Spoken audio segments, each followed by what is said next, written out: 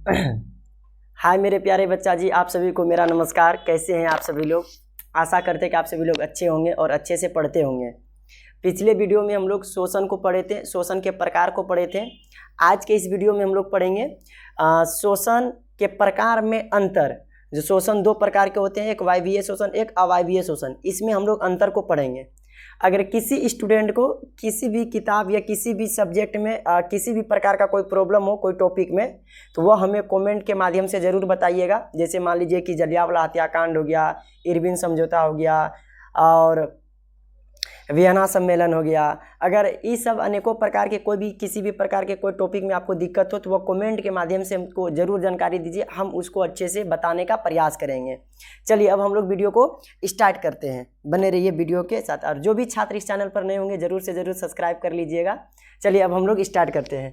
First जो हम लोग का पॉइंट है, पॉइंट बोलता है कि वायवीय शोषण एवं अवायवीय शोषण में अंतर को लिखें। क्या बोल रहा है? अंतर को लिखने के लिए बोल रहा है, और आप सभी लोग अच्छे से इसको लिखिएगा। थोड़ा सा यहाँ लाइट परछाई दिखाई देता होगा, हालांकि अभी भी दिखाई नहीं देता होगा। चलिए अब हम लोग स्टार्ट करते हैं। जो फर्स्ट पॉइंट है हम लोग का, फर्स्ट पॉइंट है हम लोग का वायवीय शोषण। पहले हम लोग वायवीय शोषण के बारे में पढ़ेंगे, फिर उसके बाद किसके बारे में पढ़ेंगे? अच्छा, अवायवीय शोषण के बारे में। अवायवीय शोषण के बारे में पहले वायवीय शोषण के बारे में पढ़ेंगे, फिर उसके बाद अवायवीय शोषण के बारे में पढ़ेंगे। चलिए इसका फर्स्ट पॉइंट देखिए क्या बोलता है। यह बोलता है कि ऑक्सीजन की उपस्थिति में संपन्न होता है। जो वायवीय शोषण है, वायवीय शोषण किसके उपस्थिति में संपन्न होता है? तो याद रखिएगा कि वायवीय शोषण ऑक्सीजन की उपस्थिति में संपन्न होता है। फर्स्ट। दूसरा पॉइंट है इसे यहाँ पे इस तरह लिख देते हैं हम, इसे ऑक्सीशोषण भी कहते हैं। याद रहेगा, बोलेगा वायवीय शोषण को क्या कहते हैं? तो ऑक्सीशोषण कहते हैं। अगला पॉइंट है कि इसमें विशाल जीव भाग लेते हैं। इसमें कौन सा जीव भाग लेते हैं? तो इसमें विशाल जीव मतलब बड़े बड़े जीव क्या करते हैं? भाग लेते हैं। अगला बोलता है चौथा पॉइंट, इसमें CO2 एवं जल का निर्माण लेते हैं या होते हैं। जल का निर्माण होते हैं। इसमें कौन किस चीज़ का निर्माण होता है? तो याद रखिएगा कार्बन डाइऑक्साइड, CO2 एवं जल का निर्माण होता है। अगला बोलता है पांचवा पॉइंट बोलता है, इसमें ग्लूकोज के एक अणु के टूटने से 38 ATP ऊर्जा का निर्माण होते हैं। तो याद रखिएगा, इसमें ग्लूकोज के एक अणु अगर टूटेगा, तो कितना ATP का निर्माण होगा? AT का फुल फॉर्म होता है एडिनो ट्राइफॉस्फेट, हम लिख देंगे अभी। तो याद रखिएगा कितना अणु का निर्माण होता है? तो 38 ATP का निर्माण होता है। अब देखिए अगला जो पॉइंट है हम लोग का छठा पॉइंट देखिए क्या बोलता है कि यह माइक्रोकॉन्ड्रिया यानी कोशिका द्रव में होता है। यह कहाँ पे क्रिया कहाँ पे संपन्न होती है? तो याद रखिएगा माइक्रोकॉन्ड्रिया में संपन्न होती है। अगला पॉइंट है कि इसमें ग्लूकोज का पूर्ण ऑक्सीकरण होता है। इसमें ग्लूकोज का क्या होता है? पूर्ण ऑक्सीकरण होता है। अब जैसे कि हम लोग अब इसका दूसरा अवायवीय में अंतर देखते हैं। अवायवीय में देखिए अंतर क्या बोलता है। फर्स्ट अंतर बोलता है कि यह ऑक्सीजन के अनुपस्थिति में संपन्न होता है। यह ऑक्सीजन की उपस्थिति में संपन्न हो रहा था, यह ऑक्सीजन के अनुपस्थिति में संपन्न होता है। मतलब ऑक्सीजन नहीं रहेगा तब यह काम होगा। अगला देखिए क्या बोलता है कि इसे लिख लीजिएगा यहाँ पे, इसे अनोक्सी शोषण कहते हैं। इसे क्या कहते हैं? अनोक्सी शोषण कहते हैं। तीसरा पॉइंट है, इसमें सूक्ष्म जीव भाग लेते हैं। इसमें कौन जीव भाग लेगा? सूक्ष्म मतलब छोटे छोटे जीव भाग लेंगे, लेकिन इसमें कौन सा जीव भाग लेगा? इसमें विशाल जीव भाग लेगा। अगला जो चौथा पॉइंट है, इसमें देखिए चौथा पॉइंट बोलता है कि कार्बन डाइऑक्साइड जल का निर्माण नहीं होता है। इसमें कार्बन डाइऑक्साइड और जल का निर्माण नहीं होगा, और इसमें कार्बन डाइऑक्साइड और जल का निर्माण होता है। अब देखिए इसमें पांचवा पॉइंट में बोलता है कि इसमें ग्लूकोज के एक अणु टूटने से 2 ATP का निर्माण होता है। याद रहेगा, इसमें जब एक ATP टूट रहा था तो इसमें एक अणु जब टूट रहा था तो ग्लूकोज के एक अणु टूट रहा था तो 38 ATP का निर्माण होता था। लेकिन इसमें एक अणु जब टूटता था, ग्लूकोज का एक अणु टूटता है तो इसमें कितना ATP का निर्माण होता है? तो 2 ATP ऊर्जा का निर्माण होता है। अगला जो पॉइंट है छठा पॉइंट बोलता है कि यह कोशिका द्रव में संपन्न नहीं होता है। चलिए अब हम लोग इससे थोड़ा सा आगे देखते हैं।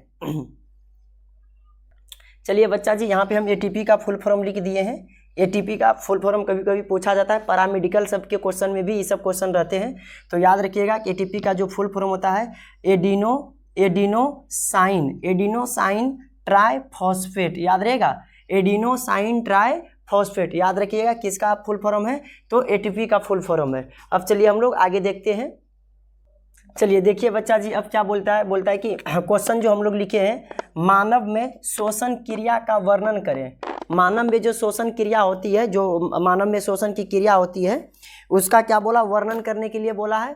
तो आप लोग सभी अच्छे से समझिएगा, जो हम लिखे हैं कि भोज्य पदार्थों का ऑक्सीजन क्रिया के फलस्वरूप ऊर्जा निर्माण की प्रक्रिया को श्वसन कहा जाता है। श्वसन कहा जाता है। इसका एक समीकरण यहाँ लिखे हैं, C6H12O6 प्लस संतुलित भी किया हुआ है, तो O2 अब बन गया क्या मेरा, देखिए बन गया, जैसे ग्लूकोज में C6H12O6 में किसको, ऑक्सीजन को मिलाएं, तो ग्लूकोज में ऑक्सीजन को जब मिलाएं, अभिक्रिया कराएं, तो देखिए बना है क्या, कार्बन डाइऑक्साइड, जल और क्या मिला, ऊर्जा मिला। तो याद रखिएगा। अगला जो पॉइंट है हम लोग का स्टार पॉइंट एगो है कि देखिए बोलता है कि श्वसन तंत्र में प्रमुख अंग भाग लेते हैं। जो सांस की क्रिया होती है, जो श्वसन की क्रिया होती है, इसमें प्रमुख अंग क्या करते हैं, हमारे शरीर के भाग लेते हैं। तो एक एक करके प्रमुख अंग के बारे में हम लोग देखते हैं। आप सभी लोग अच्छे से लिखते रहिएगा और अच्छे से समझने का प्रयास करिएगा। चलिए अब हम लोग पढ़ेंगे किसको, तो प्रमुख अंग के बारे में पढ़ेंगे। कौन कौन सा प्रमुख अंग है जो श्वसन की क्रिया में हम लोग को अहम भूमिका है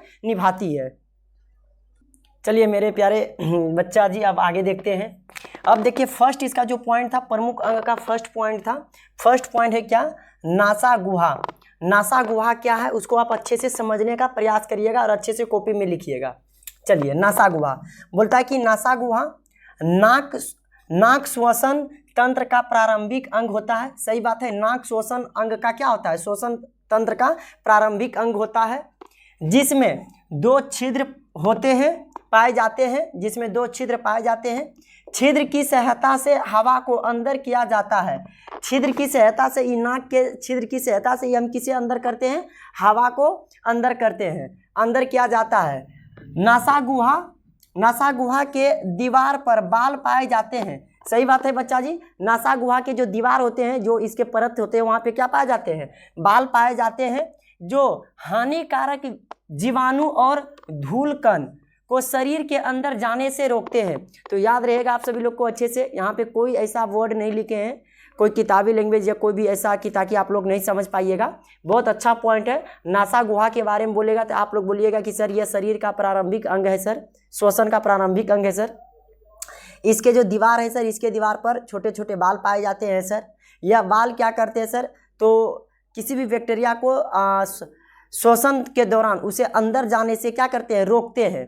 तो याद रखिएगा बाल का काम क्या है, तो बाल का काम हम यहाँ लिखे हैं, बाल का काम क्या है, तो अंदर बाल पाए जाते हैं जो हानिकारक जीवाणु और धूलकण को रोकने का, शरीर के अंदर जाने से क्या करता है, रोकता है। तो आप लोग पहले स्क्रीनशॉट भी इसका ले सकते हैं आप सभी लोग अच्छे से। अब चलिए हम लोग देखते हैं। अब देखिए दूसरा पॉइंट क्या बोलता है, दूसरा पॉइंट बोलता है ग्रसनी। ग्रसनी क्या है, तो बोलता है कि नासा गुहा के आगे घुमाव द्वार संरचना को ग्रसनी कहा जाता है। नासा गुहा के आगे जो है घुमाव जो आकार का होता है, उसे ही क्या कहते हैं हम लोग, ग्रसनी कहते हैं। ये अंदर ही तो अभी ऐसे दिखाई नहीं देगा बच्चा जी, वो तो लेब उब में देखिएगा आप लोग तो होगा, तो याद रखिएगा। अब अगला देखिए पॉइंट क्या बोलता है, बोलता है स्वर नली क्या है। स्वर नली बहुत अच्छा पॉइंट है, स्वर नली के बारे में आप सभी लोग अच्छे से समझिए। देखिए क्या बोलता है, बोलता है फेरिक्स के पीछे और चौड़ी नली के रूप में खुली होती है। तो याद रखिएगा यह स्वर नली कहाँ पे खुली रहती है, तो फेरिक्स के पीछे और चौड़ी नली के रूप में खुली होती है, जिसे स्वर नली कहा जाता है। जिसे क्या कहा जाता है, स्वर नली कहा जाता है। इसे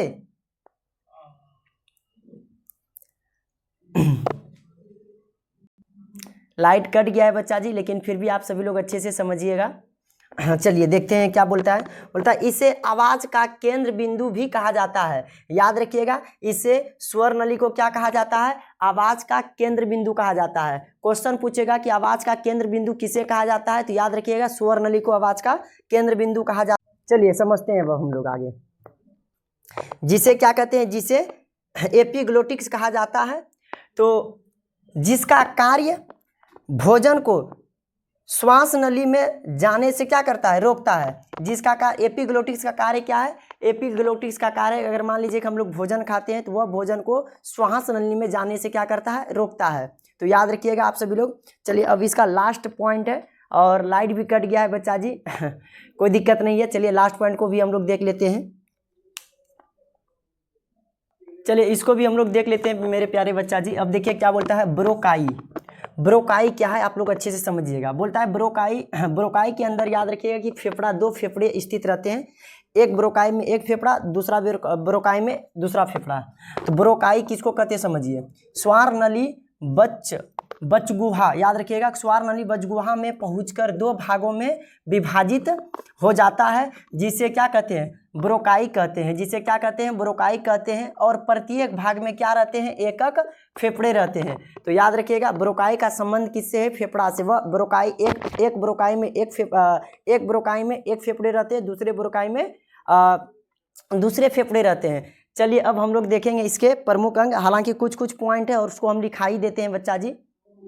तो ये 12 जो क्वेश्चन है मेरा बच्चा जी समझिएगा कि प्रमुख जीवों का श्वसन अंग, ये बहुत इतना अच्छा इंपॉर्टेंट सब पॉइंट है कि बिहार बोर्ड में ऑब्जेक्टिव के तौर पे एकदम रामबाण साबित होने वाला यह क्वेश्चन है।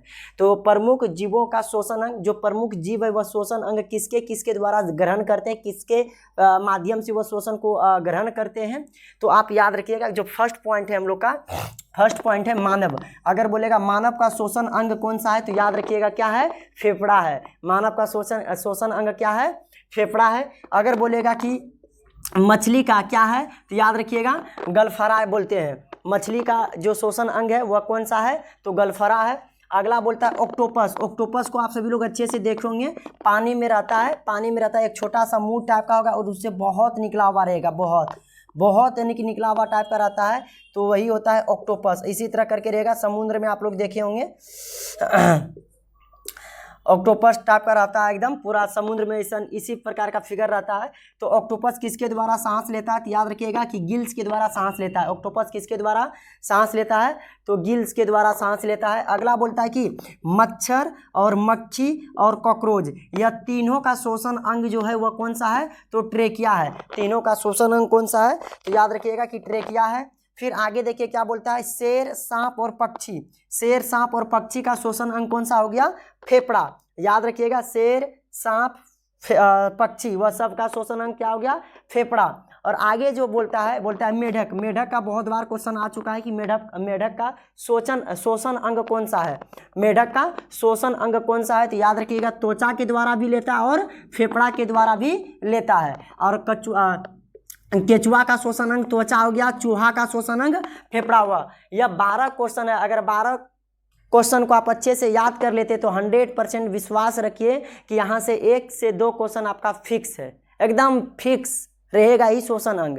बोल देगा मानव का श्वसन अंग कौन सा है, भाई फेफड़ा। मानव का श्वसन अंग कौन सा है, फेफड़ा। बोल देगा ऑक्टोपस का श्वसन अंग कौन सा है, तो गिल्स। अगर बोल देगा मछली का श्वसन अंग कौन सा है, गलफरा।